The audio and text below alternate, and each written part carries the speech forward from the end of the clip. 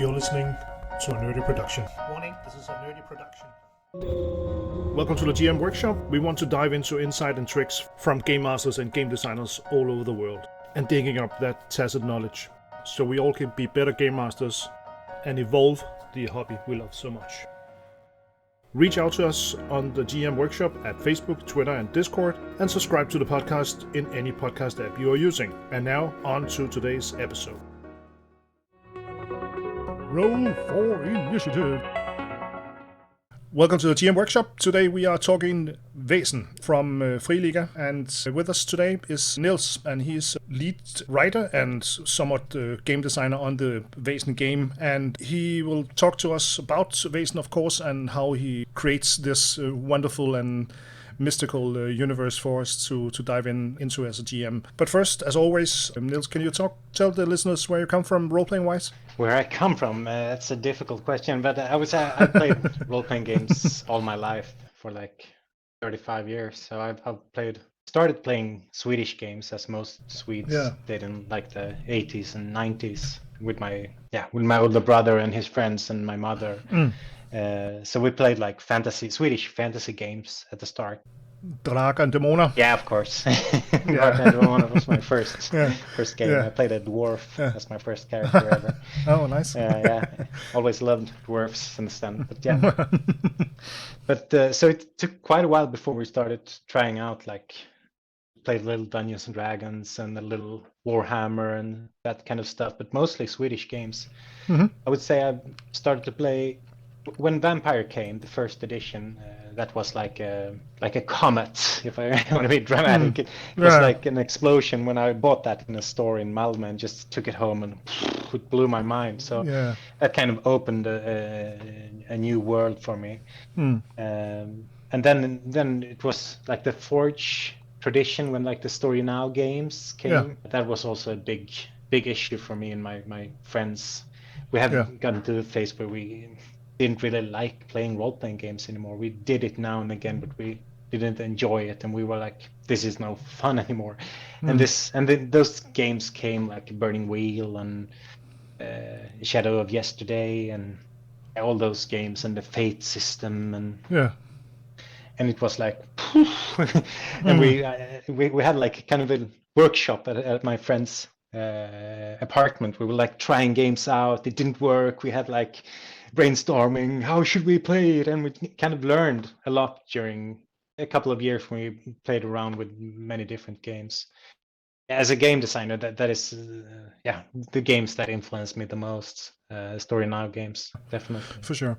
You touch on Vampire the Masquerade or the World of Darkness from White Wolf. It was mind-blowing from a lot of us in the early days of role-playing games, because they suddenly want us to play characters that was, first of all, monsters, but also it didn't levitate around killing everything we meet, and it was about role-playing game and about feelings and about touching how our inner monster and conflicts and so on.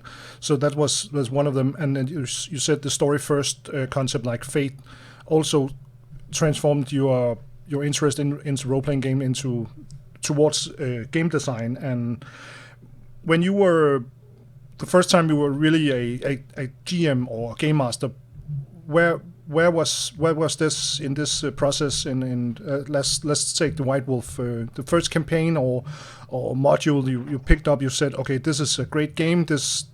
My players were happy or crying or whatever. This feels right for you, Nils. When was this, and how was the experience for you? As a GM, you mean? Yeah.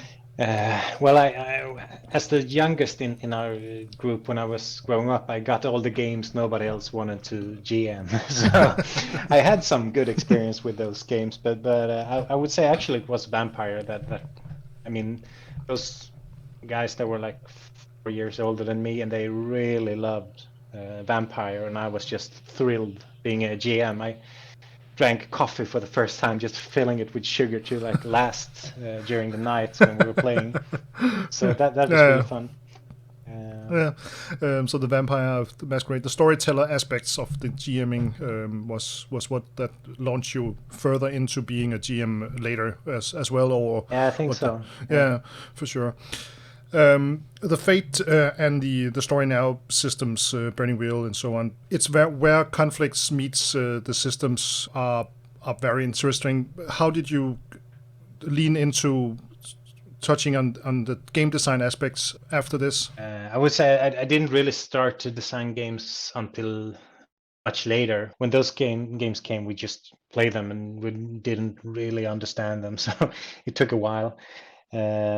But I actually started writing for a game that is kind of a traditional game, which was a extremely small game back then, Octoberland. It was called. It was published by Christian Merstam, who does White Hack today. Yeah. So back then he published this very small game, and I was kind of writing. Yeah, I was a fan of that game, so I kind of convinced him to help me put out PDF versions of scenarios I wrote. So that was my way into it, and he had a way of writing role-playing games that I think few other people do.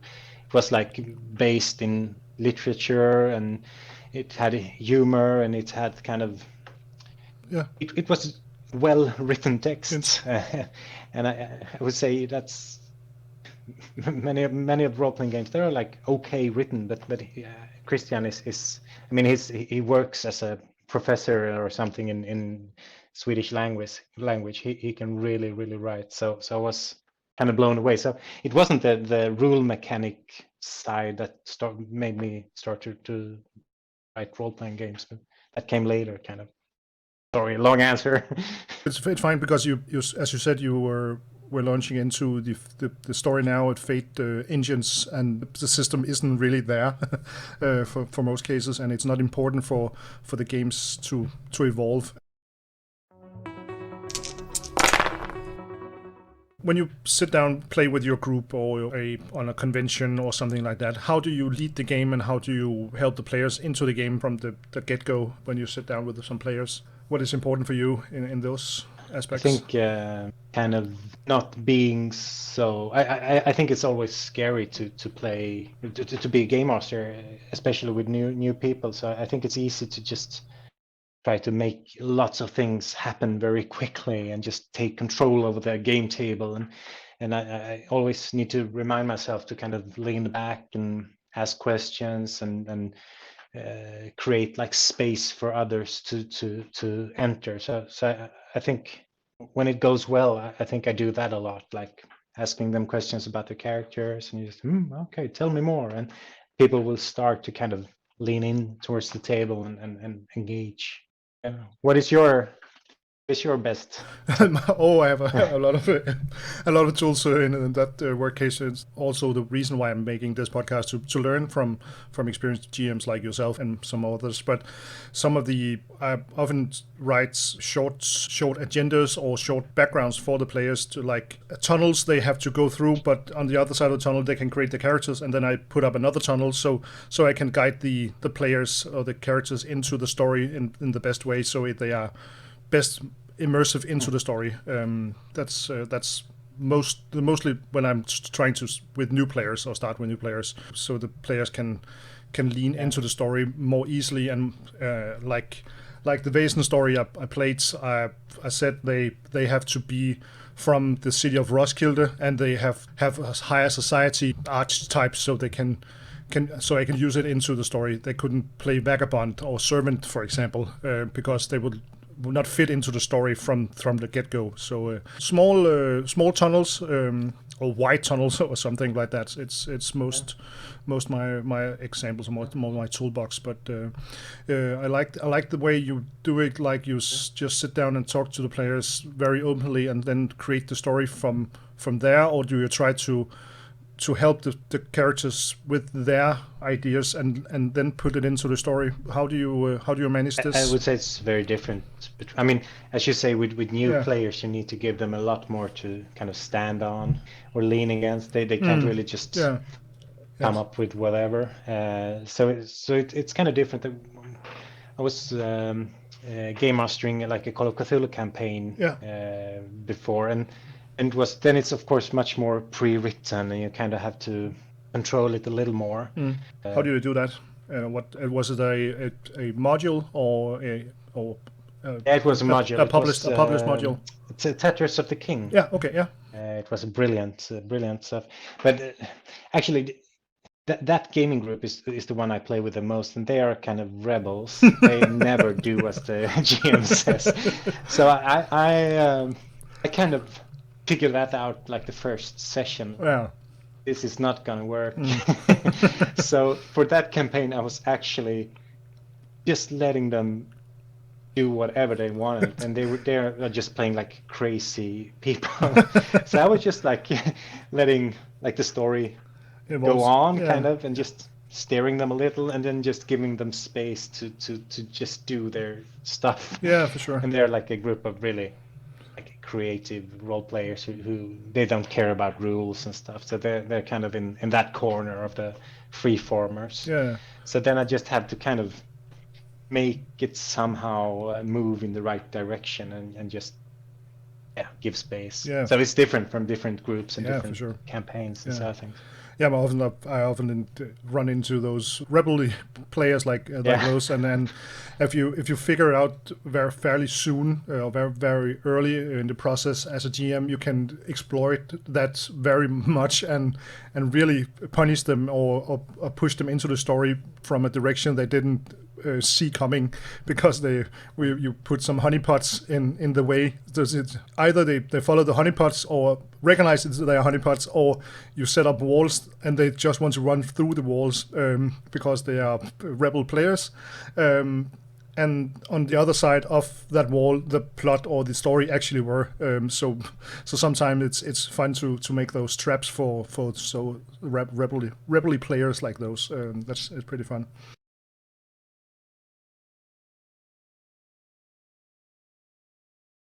We touched on this a bit, Nils. The sandbox versus railroads access. It's not a complete access, but it gives up some leveling for GM. And where do you want to lean in on the railroading, and where do you ease off the pedal on the railroading? As GM. I think I prefer like the sandbox games. And no structure or anything. You're just like, here is a world, do whatever you want. I don't find that so interesting. But I mean, if you have a sandbox with like dramatic relationships, conflicts, things that are about to happen if you don't stop them, and characters have goals and so forth, such as in Apocalypse World or such a game. Like if you play Cult Divinity Lost without using any pre-written scenario, just letting loose. Yeah, I mean, just let. Yeah, there are rules for that in the game. Just like creating a relationship map and just relations map. I think that is the most. And just fun. give all the players 3 disadvantages that they give the GMs a lot of moves, and they just run rampant in the city. It's pretty fun. I think it's pretty fun for sure. But then I kind of like if you call them the railroad scenarios. In a way as well, if you don't, I mean, you can play such a scenario and try to follow the rail, and that is seldom so much fun. But if you use it as like kind of like a background structure and just see where you end up, then it's good fun as well. For sure, and I love the idea with, as you said, as Cult Divinity Lost, but also railroading. Often gives room for less preparation because you know where the players are going in the next hour or two. As sandbox, you don't know where the players are going, and then you have to prepare lots and then know your players all know where the players should go or could go, and that creates some difficulty to make the world around the players immersive and complete, and that's also a problem for sure. But Nils, I think that's a pretty good review of you as a GM or a player for most parts. So let's move into this great topic I've chosen for you today. And as an expert on this, you have to Yeah, I'm a bit of fanboy of the Vaesen, as we talked on just before we let loose on the talk. Today's topic is Vaesen, the RPG from Free Liga, and Nils wants to share his insight and ideas on this game. Check out our Facebook page, GM Workshop, the podcast, Discord, and Twitter if you want to interact with us or be on the podcast. Reach out to us so you can give us your GM advice and perspectives on your favorite game.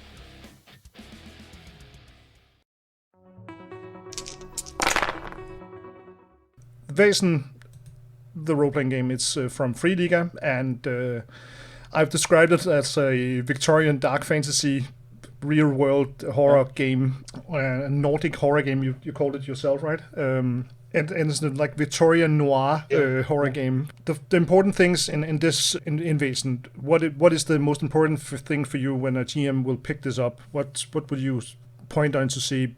Take notice of this. This is what Vaesen is and should bring to a table. Ooh, that's an interesting question. Thanks. Take your time. I think there are some I can edit. different things. I think it plays out best if you are not that kind of controlling GM. I think it works well with a little more player input in describing things and like kind of creating the story together. And it's kind of it's a game with. I would say what I like with it is the most are two things. One of them is that the monsters are not like monsters. They are not like Sauron or something from Lord of the Rings. They are like thinking, feeling people who kind of could be doing something bad or even be the victims, and you kind of don't know who is the real bad guy. That is the thing I like with the game, that it's not that black and white, because I kind of often tend to feel that it's a little bit boring when things are just so, those are evil and those are good and blah blah blah. That is not so interesting.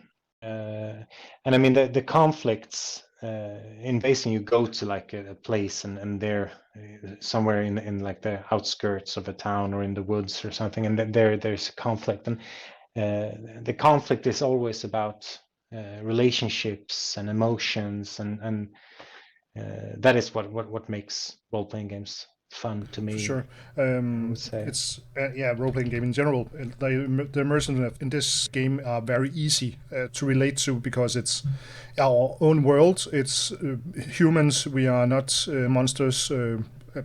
Some kind of monsters. The human are the worst monsters in this universe. But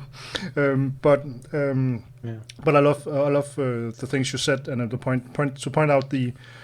I tried to play it, as I said, and it's just great. It's easy to suck in the players' immersiveness into the scenes and feel the mud under their feet and the wind, and make it real, because it's a real world. Read a history book and we know what it's like in the 19th century in Scandinavia or in Germany or whatever. That is also one thing I like with the game, that each scenario is kind of rooted in the place where it plays out. If we have a scenario in Helsingør, you would kind of read the history of the town and kind of try to find conflicts from the 19th century. And so it has been really fun to kind of go back a couple of generations and just try to figure out how people lived in different places. I read up some on Denmark, on different places when I wanted to place different Vaesen examples of Vaesen conflicts there. Then you find all these little interesting facts and conflicts and important people and urban legends, what people believed in, urban legends and so forth. So just by like just putting your finger on a map somewhere in Denmark or Sweden and just reading about it just gives you so much material. So that is something I really like it too, and I'm used to Roskilde. I'm from that area as a child, so it was pretty fun for my players. They was also from the same area, and it was just fun to put them into that great city and let them up the fjord of Roskilde Fjord. And they met a terrible mermaid, merfolk, or what do we call it? It was pretty fun to use those, put a twist on the merfolk lore, and put a twist on a lot of things. It's pretty cool. It's a great way to use our own worlds without it being World of Darkness or Cult or many other Call of Cthulhu or World of Darkness. As I said, I love the setting for sure.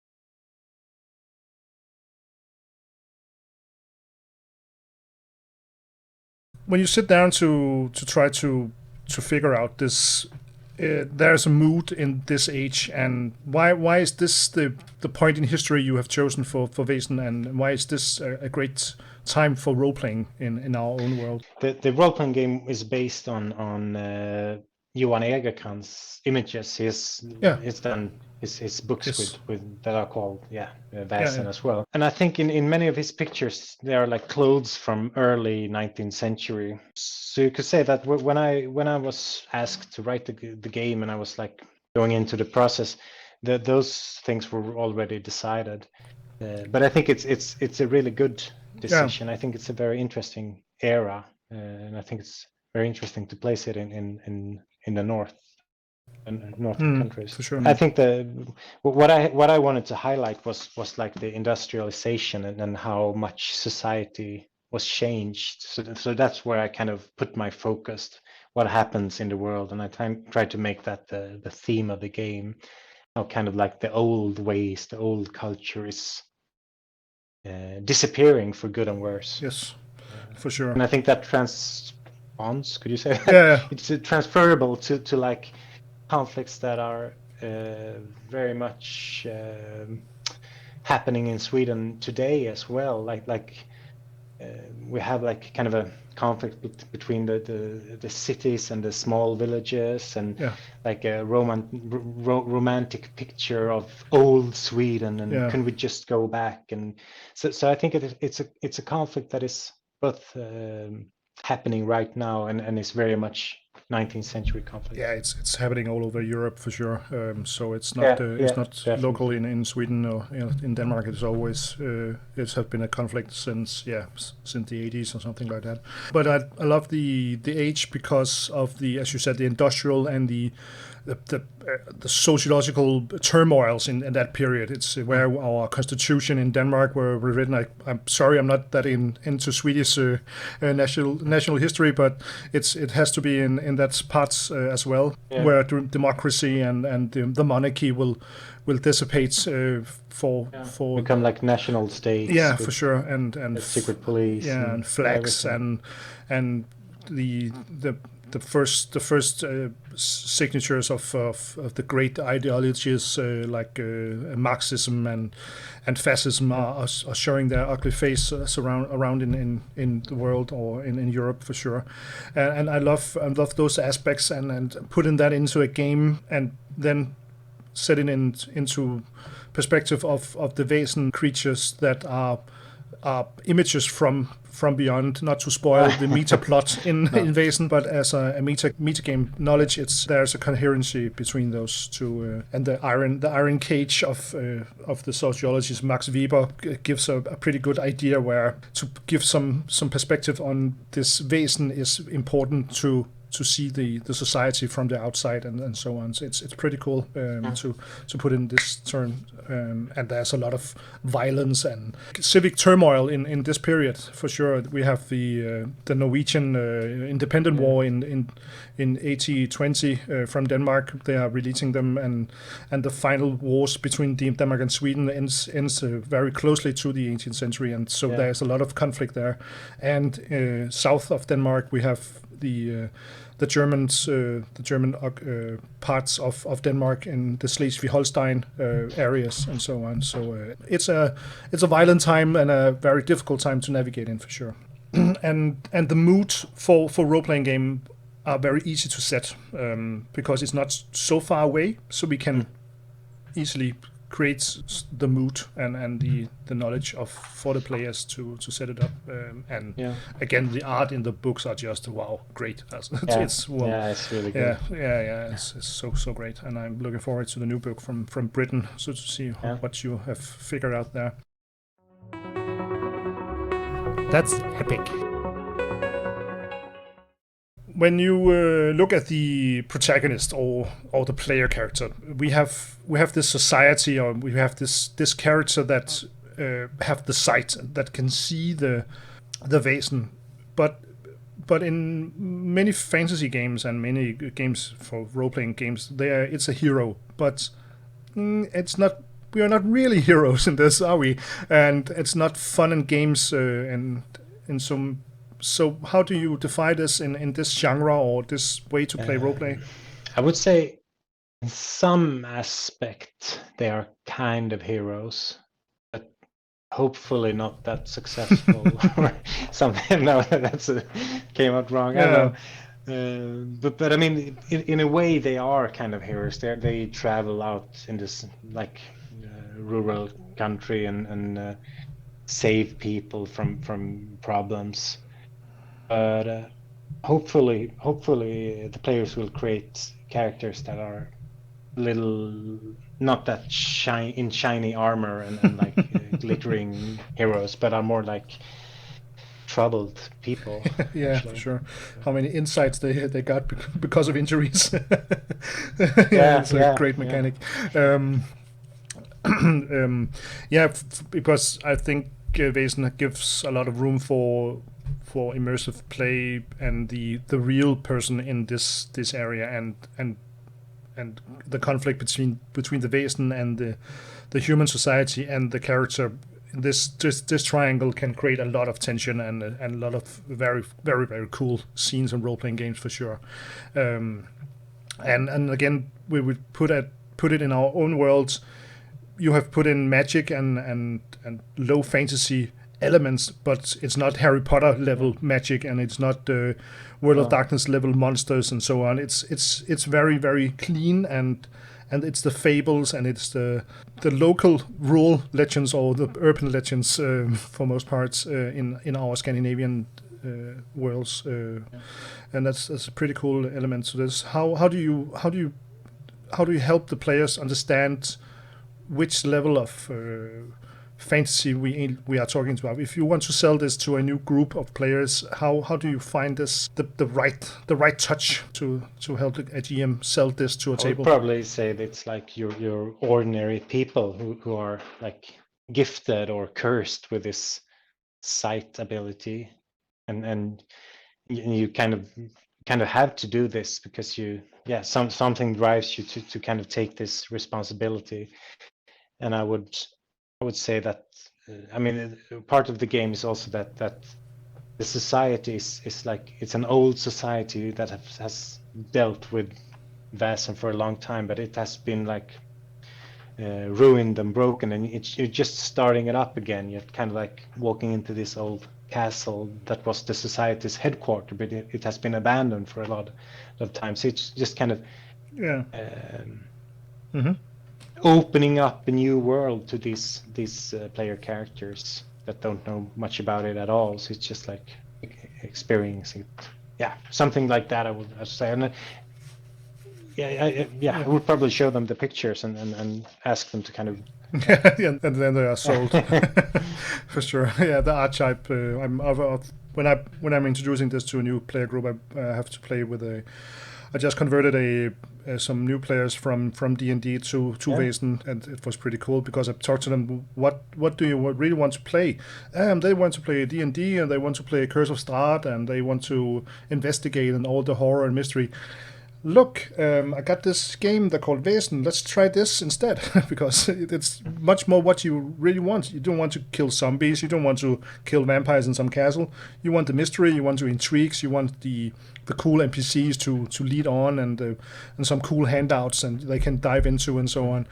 It wasn't the fighting and the XP they wanted. They actually want a great story. So I introduced them to Vaesen, and I sent it some YouTube videos for the character creation to then.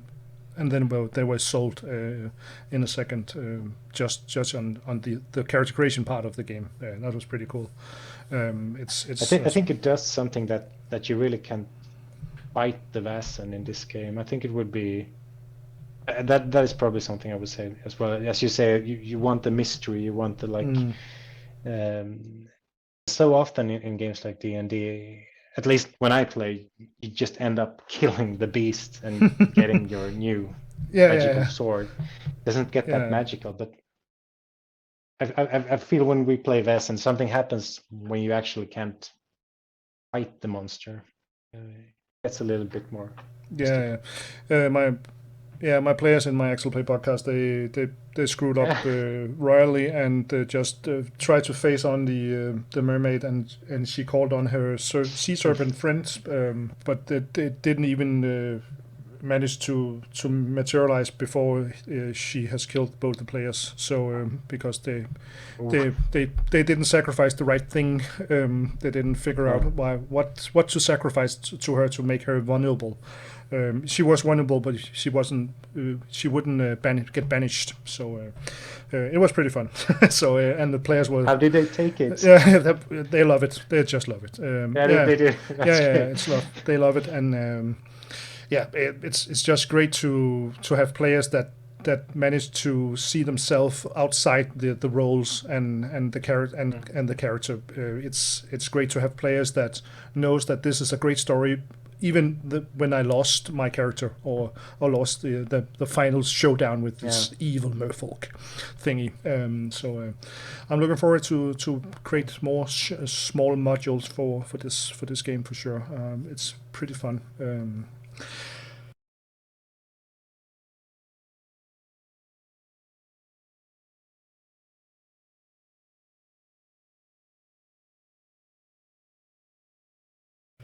When we talk horror and darkness, and it's very important to bring horror and darkness into Vaesen. There's a lot of tropes, and how do you try to guide your fellow GMs and yourself into using these tropes and to dodge tropes to avoid them if they could ruin the horror? How do you manage this? Could you give me an example? How do you use the Vaesen, the different Vaesen's aspects and the mystery around it, so they don't become tropes and becomes horror instead? How do you manage this? Also in the show don't tell part of. How do you manage this? Like to say two different things, because I spend a lot of time creating like how you build mysteries in this game, how you build the scenario. And I of course took a lot from when I wrote Tales from the Loop, so it's kind of similar, but one difference is that all mysteries are based in conflicts between different. I mean, a kraken that just attack a ship, that is not interesting. But if you're forced to kind of figure out what the basic conflict is, you as a GM will already there have some kind of angle that is specific or perhaps new or relevant to people in the gaming world, and then it will not become like old and used. It will become something specific and important in the gaming world. So I think that is an important part of making each mystery old stuff, like the like most first thing you would think of, but instead it becomes something specific. Writing horror is something I think is really dangerous. That's the wrong word. Sorry, really hard. It's also very dangerous. Yeah, it's very hard. Yeah, write a lot of RPGs, either games or like scenarios, but I still have a hard time figuring out how to write horror games. I mean, it's the old problem. Should you make the players scared? I mean, we don't make them feel any other emotions. We don't want to make the players angry or sad. We want to make the characters angry or sad or so. But when you write horror games, you actually want at best to make the players afraid. But that is hard. That's very hard. Yeah, Yeah, for sure. Often the build up in the mystery could be pretty cool, as we touch on later in this talk, because the build up in a mystery are some of the strong points in Vaesen for sure, and how the learning curve of the players into the Vaesen's real banishment ritual, or the real immortality or something like that. It's great to have a build up in that part, and give the players small corns to follow into the field. It's a way to do it for sure, but in tropes aspects, it's can often be like obvious. So it's using those tropes and put them and twist them a bit. Instead of porridge, they actually want meat or a sacrifice or a gold coin or something like that. And to use the tropes against the players' meta knowledge of a Vaesen. That's also a very nice twist to use it in a horror game for sure. To freak them out, or to make them unsure, because it's the uncertainty that makes horror games great for me, and create these elements and make them scared, because the characters are not immortal in this game for sure. They are dying fast if they are heading into combat, for sure. And I love that part too. So violence is often not a solution to solve the Vaesen problem. And you're also stranded. Like you go on a journey to a place where the scenario takes place. You're never at home. You're never surrounded by your friends or your resources. You're always like placed out in the middle of a village, and then you discover that all this village are like charmed under a merfolk, for instance. Ta-da! It was part of the plot in my. That's a great thing. Yeah. And a part of the mystery is you never meet the monster at the start of the scenario. That is basic writing horror for sure stories. But yeah, I think it's important. I love the show don't tell part for sure. Just give them hints, to just make them unsure, and the fish out of water aspect, as you said, is just a great point, because the fish out of water part of a horror game is just great, and the ability to reach back and get back up from the other persons into society, or from a patron or something like that. It's not a possibility to isolate, and to put pressure and put a time frame on players are also very, very important to do in horror. So they have to act now, instead of and we're just going back to Uppsala and go to the library and read the 80 books, and then we go back to this village and defeat this troll or something like that. It's not fun. We want actions in the moment. That's pretty cool. No, you won't get any XP.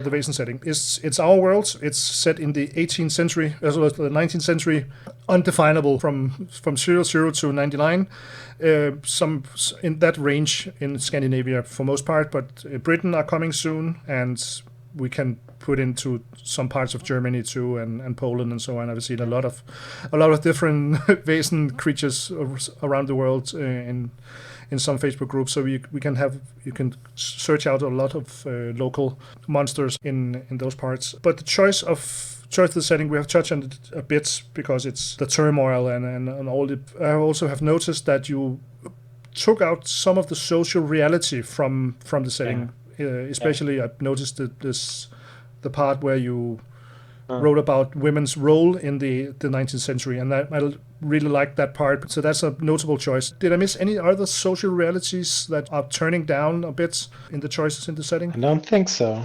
No. You're not talking much about politics and ideologies and so on, because it's Uppsala. It's not the greatest city in the world, but it's important for the setting. Ancient history surrounding that city in Sweden. I think perhaps like how Sam, what do you say in English?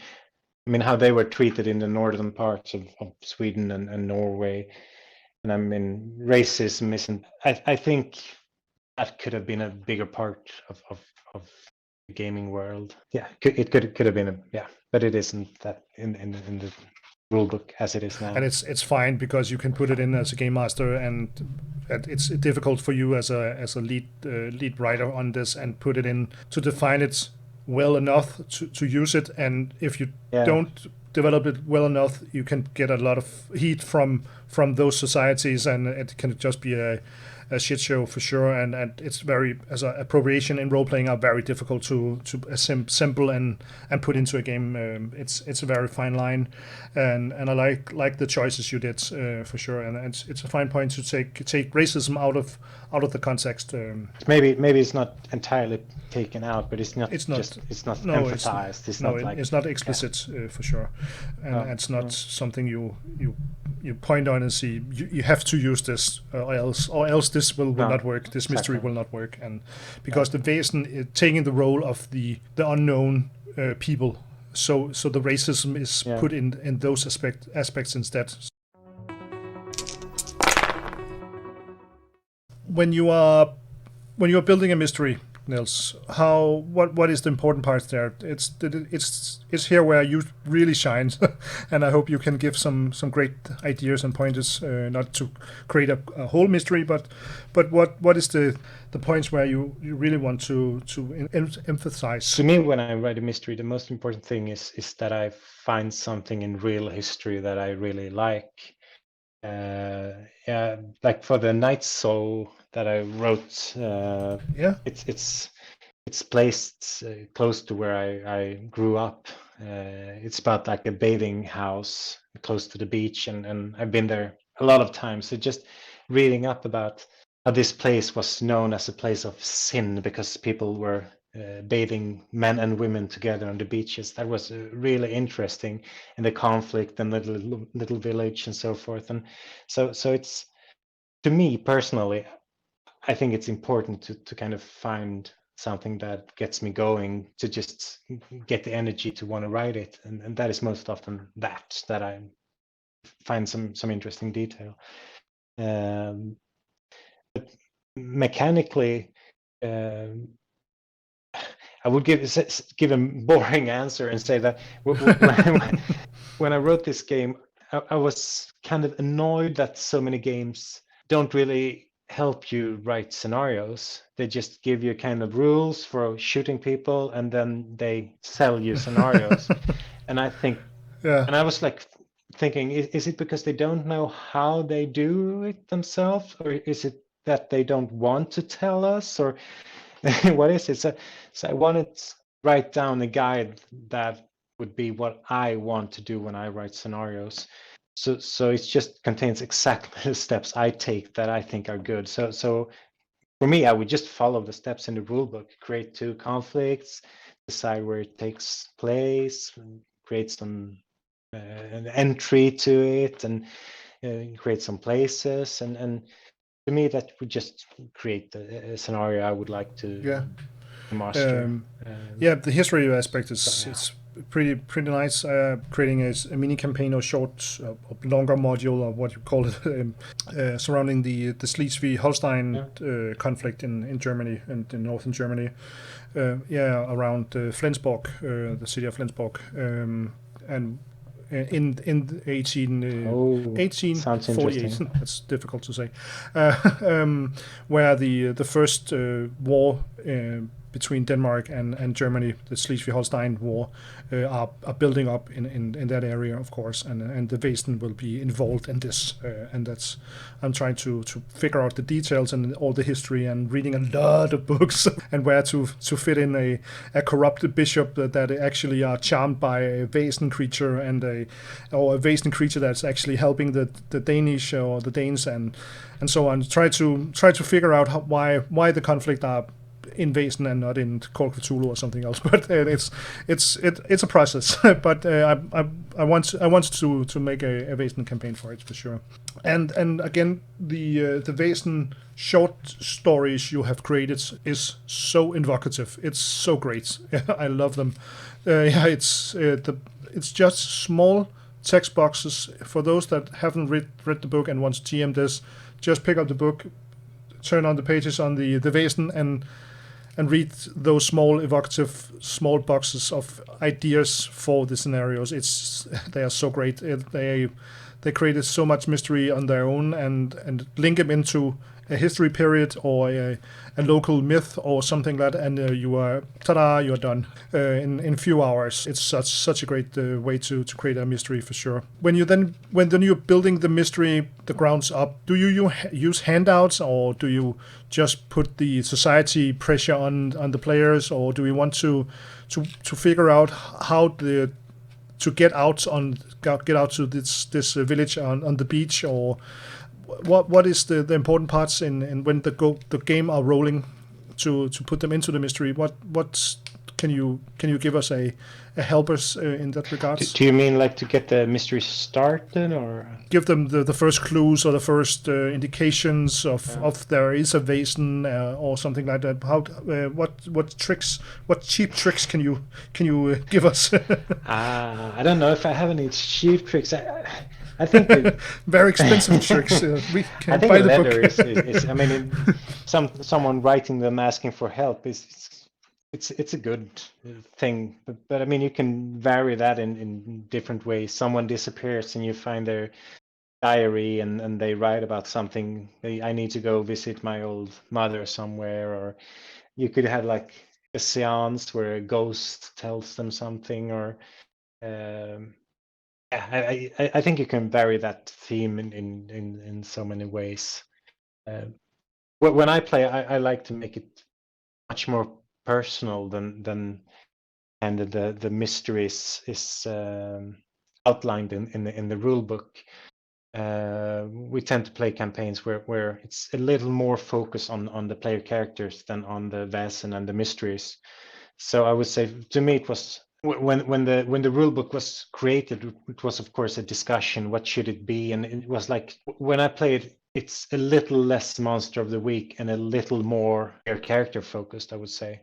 So I would often kind of relate the Vaesen to the player characters and integrate non-player characters and have like a little more focus on what happens between the mysteries and linking them. And I like the idea to give the slow burn build up so the characters can interact with each other, with the world around them, and try to figure out why they are doing X or Y, Z, whatever, in each scene. That's a great idea, because if the players have something to lose, they are more often to take harder choices, take longer time for harder choices, not just kill off the Nisse or kill off the whatever. It's hard choices each time, and it's pretty cool. Yeah, and often thought that when I'm a game master, I often want to kind of get the things going, but when I'm a player, I often feel like it doesn't have to get rushed. I mean, I love playing like just scenes with my character at the beginning of a scenario. So I really agree with you that slow burn is really fun as a player, and you just can rely on it. It will become dramatic eventually, but you don't have to rush it. So I try to learn from that when I'm a game master, and not just, as you say, just let it burn slowly. And a build up in a campaign could also, as each session can have the dramatic waves from movies and from some TV shows. You can create them not very dramatic or very tall hills in those hills, but you can easily create small dramas and small hints of the Vaesen, or the small hints of the corrupt bishop, or something like that, to hint that there's something amiss in the setting or in the city they're staying in. You can put a lot of pressure on the players without pressuring the players, and still have a slow burn. So it's pretty important. I would love to try to go on to try to build up a longer Vaesen campaign. I've not figured out the details yet, but it could be pretty cool for sure. Because the setting we touched on a few times now. It's in this area of the time, and there's a lot of sociological terms like racism and the women's the choice about women, and the history and the fables and the horror. You put this all together, and you give this a a spin that creates some great ideas to create a very cool story. But also the most important things with Vaesen is that the players know what they are doing, because they are often part of the society or about to go into the society. They know there is a mystery. They get this assignment. They often start in the village or whatever, or on the way out to the village that are the mystery in, or the farm or whatever, because then the players know when we start the session, go. This is what we're doing. It's not anything else. It's this. Doesn't use the time to figure out what they are doing in most cases, and I love that, because it's what Vaesen all really shines for me. The sight is some of the the fantasy element in this world. Look towards when I've read the Vaesen book, I've thought about the Grimm TV shows, if you know that. It's like some of the same elements, not a very good TV show, but they have some cool ideas, and that should have stopped at the first season. But it was fine, and still, and the Supernatural TV show as well has also some great shows and great episodes. And then again, the monster hunt aspects in both Supernatural and in the Witcher books and the game and the TV show, that's just terrible. It's some of the inspiration that can link into Vaesen, but again, put it in much more slow burn, and put it in the 19th century, and put it in more real or less heroic. Can you try to help us find some links or some inspiration in other parts of pop culture or something like that? I would like to say the Sandman stories. Yes, in some way. sure. I think they have some themes you can definitely use, and a kind of emotion in some of those comics are really well fitting with the game. And I love Sandman, so it would be cool if someone uses those ideas to kind of write Vaesen mysteries. Sherlock Holmes, for instance, is a good, for sure. Because they also often have some small parts of some fantasy elements or alchemy or something unrealistic. In it's not realism. It's not 100% realism in Sherlock Holmes. So that's a great point. Yeah, for sure. And also the same age. It's also helpful to find some ideas there, for sure. That's a good point. Haven't picked that up for. I think those two, Sherlock Holmes and Watson, could really be characters in Vaesen. Cool. And what kind of Vaesen is Jack the Ripper? It's a mare or something like that, maybe, or ghost. For Ghost, sure. Possessing people and killing off women around London. That has to be a upcoming module for the Britain. Yes.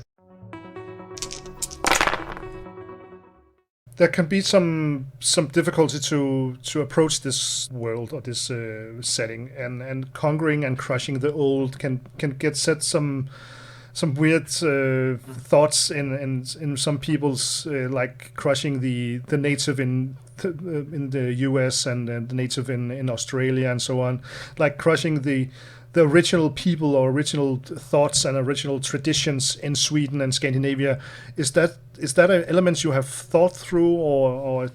I would say I've thought about it, but I don't think it gets that problematic, because the game doesn't say that you should. No. It more says that this is actually kind of problematic, that we kind of leave the old ways and just throw out the old knowledge. And I mean, of course, industrialization is good. I like my hot shower and mobile phone on the table. Yeah, mobile phone. But I mean, it has its price. Yeah, it's easy to say that we also lose so much by, everything. We're kind of far away from each other as human beings, and I think of course every change means that something is gained and something is lost. So hopefully the game kind of uses this theme in a good way, rather than for sure stomping on people. I hope so. for sure. Yeah. I tried to use it in my short campaign with them. My players never figured out because they were terrible rolling dice, so they just they just sail out to the merfolk. But it was that she was trying to stop, especially German ships entering Roskilde, because she could feel that it wasn't good for the Vaesen in the area and the humans in Roskilde, that the Germans were coming and try to manipulate the Danish people and so on. So that was some of the aspects I was using in that's unfolding. Not to hate on German people, but we have a conflict with German in Denmark. I'm sorry, but it is a great point that the game are not setting it's right and setting that is the right things to defeat the Vaesen and the traditions. Possibility, as you said, the wheel of time will turn things away and crush other things on the way through history. That's for sure. And then setting in one of my favorite things in this setting, and it's religion. One of my players were a priest, and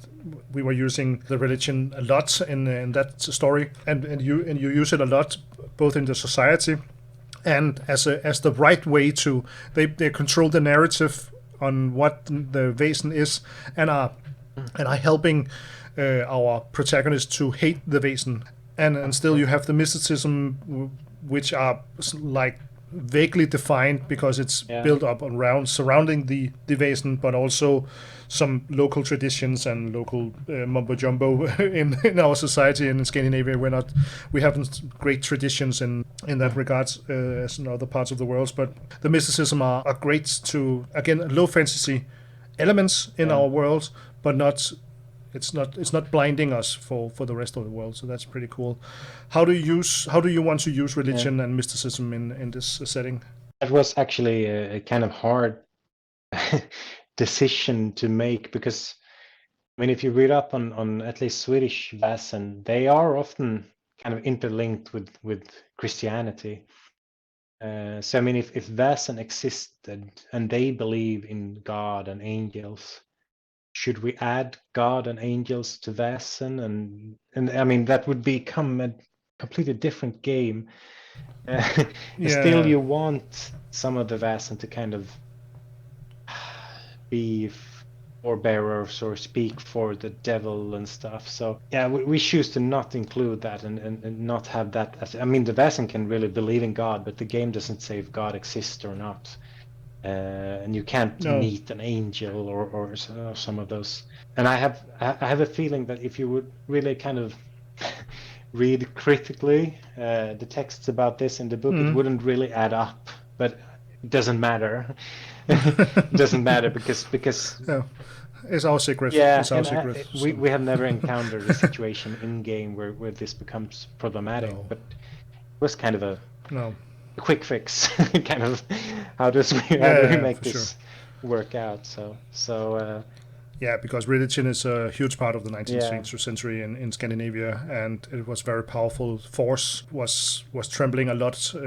We have witch burnings in Denmark, and just a shit show for sure. And using these elements for the story and breaks out the Vaesen as a bad guy role. I would use religion a lot to create a narrative and create build up a enemy image for the players, and then they can deconstruct it when they see it through the lens of not such religious people as we all are in Scandinavia for now. We are pretty atheist in most part of Scandinavia, and a lot of role players are particularly so to put in the criticism in religion and use them as a antagonist actually instead of a flavor or mood element. I could use that a lot in Vaesen for sure. And again, the mysticism is it's there, it's fine.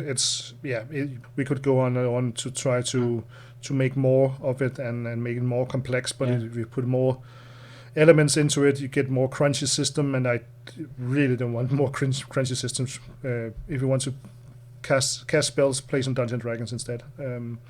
It's not important. It would give the wrong perspective as well. I think it would change the game if you added that. Yeah.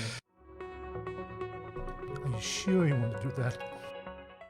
Moving on to our last part of this outline. Nils, the next for you and Vaesen and for you as at Free League. What is next for you? I know the Britain book are coming up. Are you co-writer on this, or are you have any say in that regard? I haven't written anything for it. Oh, okay. But I've okay. been done some editing or editor, but I'm not the main editor Okay. of it. But I'm one of the editors, you could say. So I read the text and guiding those that are actually said what I thought about writing the different book. things and so forth. Yeah. But it's going to be really, really good, really cool.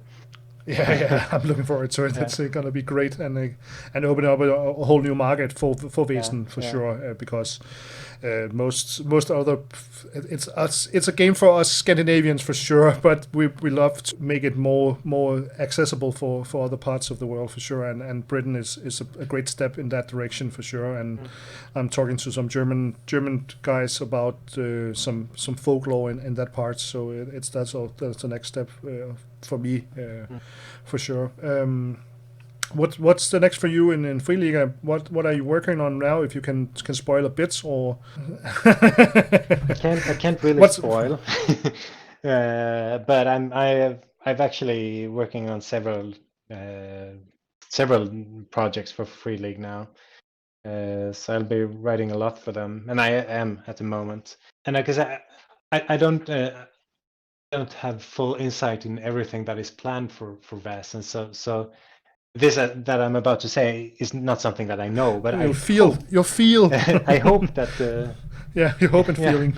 I hope they will like do more like Mythic Britain, that they will do like East Europe and Russia, and I think they're America, North America or South America. Baba Yaga. I think it could do.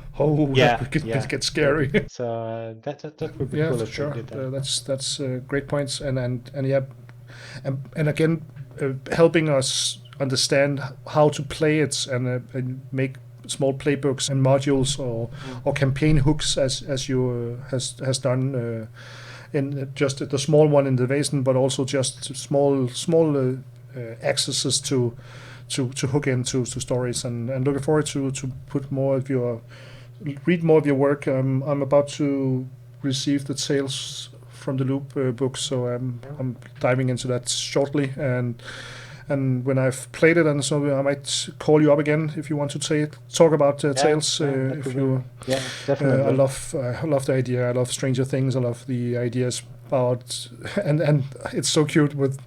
The players can't die because they're kids. I love that access in games, and I'm trying to convince my daughter that's 12 that we have to play it when I receive it, and it's just like I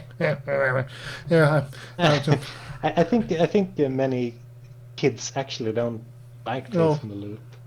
Maybe. Yeah. I think it's much more a game for that's adults, nostalgic from the 80s. I'm not sure. I have many kids want to play like Cult or Dragon. Cult. I'm not jumping into Cult with my 12-year-old daughter. No, I wouldn't do that either. I know a friend of mine who plays with his daughter, and she's the game master, and he says that it's the worst horror movies ever. Just dying constantly and getting insane. He tried to play Tales from the Loop with her, but she didn't want. For sure. Yeah, she didn't find that interesting. Because it's she'll also like Stranger Things, and then there's an angle. Made my success. Yes. So it's a difficult sell for sure, but I'm looking forward to see more of your work. Yeah, and Nils, it was just great talking to you. I love Vaesen. It's a great work. I'm looking forward to my hands on more players who want to jump into mysteries with me. And thanks for your time, Nils.